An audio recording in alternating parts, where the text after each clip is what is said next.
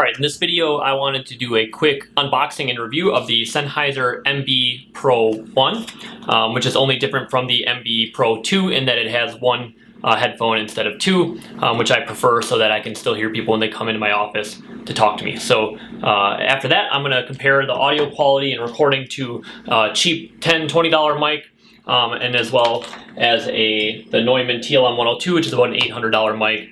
$900 if you get it with the shock mount. So let's open this thing up. Alright, so it comes in pretty simple packaging, as you can see. So we're going to open it up here. And then right up front, we've got our headphones, our headset, which we can pull aside here. And it comes in this plastic sleeve, which we can slide off. And looks exactly the same as it did in the pictures online. You can see it's got a nice, very smooth arm action. The headset moves a little bit back and forth. That seems all pretty nice. Looks like we have the place that it hooks up to the charging port right here. Headphone feels pretty soft.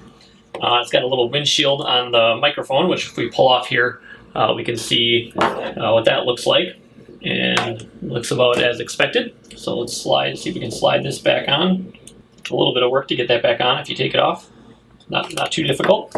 All right, so we'll push that over here, get that out of the way, and we'll bring the box back. So it looks like in the front of the box we have our little USB dongle. So I got mine with the USB dongle because it's Bluetooth, and I don't have Bluetooth built into my computer. So hopefully they'll plug that in and see how it works. And we can take this off here. It doesn't seem like there's anything else in this piece of cardboard. And then so underneath that little bridge, looks like there's the charging stand. We can remove from this, comes out pretty easily. And this is a pretty nice heavy stand actually. It's got a very good weight to it. And looks like a pretty long cable as well. So let's see how this attaches here onto the stand.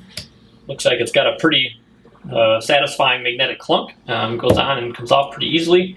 Can I take this off without lifting up the stand? No. So you probably have to hold the stand down when you pull it off. Maybe if I pull it off up here, I can come off. It's a pretty strong magnet actually. So maybe that's a little bit of a flaw in the design. The magnet's almost too strong, but at least you know it's on there securely. So when you walk away, you know it's going to be charging and working when you come back. So let's plug this thing in and give it a try. All right, so this is the Sennheiser microphone. This is how it sounds. You can hear me talking. So one of the things that I wanted to see as a feature of this microphone is how good the noise canceling is for surrounding noise. So I have some music queued up here that I'm going to play at kind of a normal to above normal listening volume so that it kind of mimics what it would sound like to be in a crowded room with maybe a lot of other people talking around me, maybe if I was in a reading room with a bunch of other people talking, to make sure it would isolate the sound to see how that goes. So I'm going to play the music here. And so I'm listening to music play right now, and I would say it's at a comfortable listening volume, maybe a little above comfortable listening volume, probably the loudest I would consider playing it sitting here at my desk. I have 3 speakers going around me, so basically we're covered entirely in front of us with sound.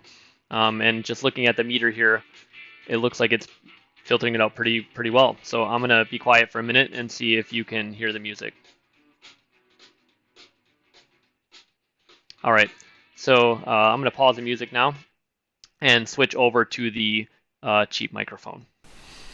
All right, so now we've moved on to the wired microphone that I had been using. I think this one came with my Dragon dictation software, the home edition. So I think that whole software suite cost me like $60. So this has to be somewhere like a $10 to $30 mic. So really probably on the cheaper end of microphones. I'm not exactly sure what brand it is even.